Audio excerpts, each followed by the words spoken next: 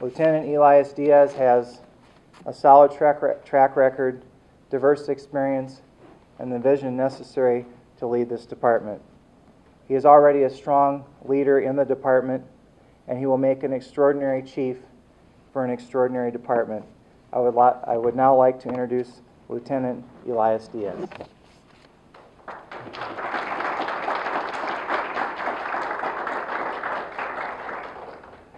Well, thank you, and good morning. And it is a beautiful morning today. I woke up this morning never being more proud to be a Rapid City police officer than I am on this morning. And I'm very excited about the prospects of my new role as Chief of Police for this great agency and for this great city. I have a few remarks that I'd like to make. First of all, I'd like to thank the mayor, thank him for his confidence in me, and thank him for what I describe as probably the most rigorous process that I have ever experienced in my life. He afforded me extensive interviews and gave me opportunities to explain to him, while I did my best over several hours to convince him that I indeed was the person for this time.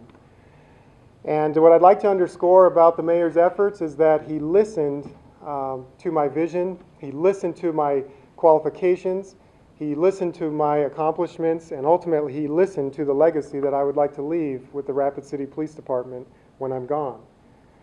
And as a result, today I'm both honored and humbled by this amazing appointment, and I am indeed grateful. The second thing I'd like to mention is a thanks to my family. And any police officer knows that he is nothing without that core strength and support of his or her family. And I have that. My lovely wife, Sarah, my three beautiful children, Pretoria, Silas, and Savannah, who are here today. My mother, Trilby, my father and mother-in-law, Dick and Judy Churchwell. I'd be nothing without them, and they have stood by me through thick and thin, through calls in the night, and I'll just say when a police officer gets a call after midnight, it's never good. And they have, through the years, accepted missed activities and just bringing a little too much work home through the years, and so for them I'm grateful.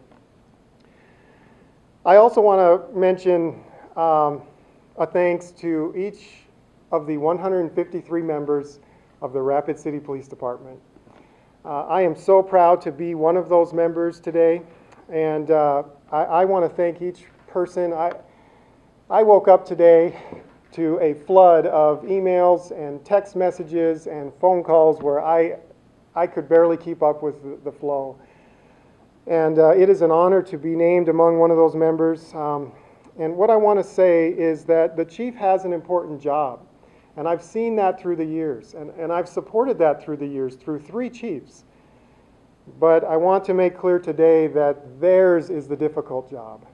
Theirs is the challenging job of relentlessly and persistently and often fearlessly patrolling the streets of this city for our safety and for our well-being. Each one of those officers has a special place in my heart, and I am ready to lead each one with the skill and the concern and the appreciation they have come to deserve.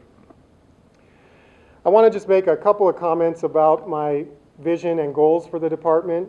I have many. I have a very broad vision for this department, which includes every member and every supporter of this community. And I can't possibly cover it all in this short of a time, but I want to touch on a few things that are close to my heart. I am very interested in learning the department budget. I view that budget as a public trust. I believe it's a stewardship that we must be found faithful in, and I desire to learn that process. I'm excited about summer nights. I think we saw a very compelling kickoff to this just last week, and I think we have good days ahead for us, and that's going to be exciting to be part of that. I am very excited about pedestrian and bicycle and traffic safety for our motoring public. I am committed to promoting the safety in these areas. Rapid City is a growing and vibrant community, and it's exciting to be here at this time in this city.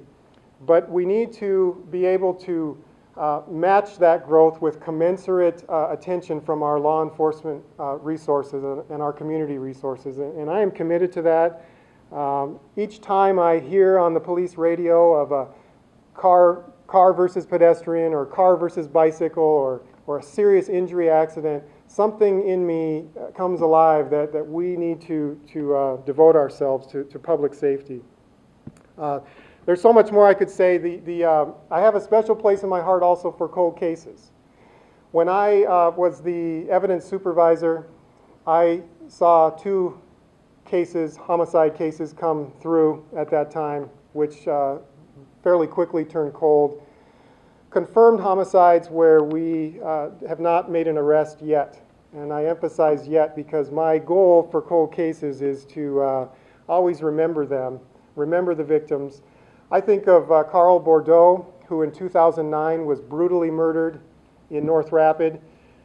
I think of Robert Gosbear, who saw the similar fate in 2012. And I just want to say that I think you can get a glimpse into the soul of the department when you look at how cold cases are handled. And so I want to commit to fresh sets of eyes going into that area as well. Recruitment and retention is an area, if we're going to hire the best officers, which we do, we ought to also retain those officers, make this a place where they want to stay and are compelled to remain a part of. And in general, I just want to introduce a fresh standard of excellence across the board in all areas of our department. This community needs it, and to be sure, it deserves it. And I am willing to lead the charge in that regard. So in summary, I hope you can see that I'm excited about this new assignment and what lays ahead. I'm excited about working with the council and with the department heads. I'm looking forward to the confirmation vote next week.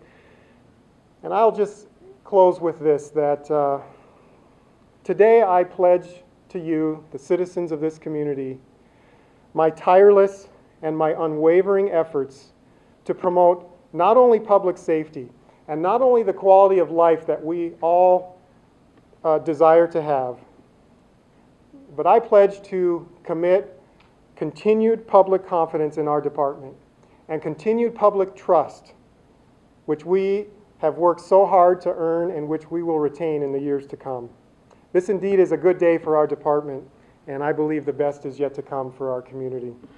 I have experienced many diverse assignments through the years in this department, from cutting my teeth on the afternoon shift of patrol to moving into the traffic section, becoming a detective, investigating cases, soon thereafter a patrol sergeant, after that evidence supervisor, very important assignment, after that accreditation manager, where my responsibility currently is to monitor police policy and compare our best practices against other agencies. So I bring a wealth of exposure from my time at this department.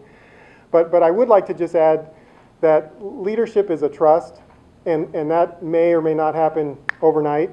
And so if given the opportunity, I would build that trust slowly so that confidence can come over time as well, if there is any concern in that regard. But I'm ready for that challenge, and I'm excited about it.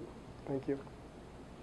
Well, I stand in a long line a long tradition of capable chiefs. I think going back to Chief Hennies and Chief Teason, and then of course of late Chief Allender. I guess a distinctive, and everybody has their unique styles, and time begins to show that.